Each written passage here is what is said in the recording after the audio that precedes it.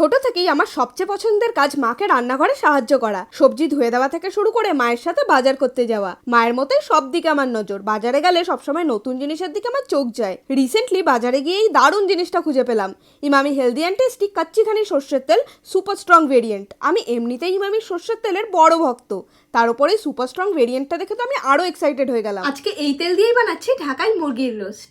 তোমরা তো জানোই বাঙালিরা নিজেদের সর্ষের তেল একটু বেশি ঝাঁঝালো পছন্দ করে। যত বেশি ঝাঁঝ ততই ভালো।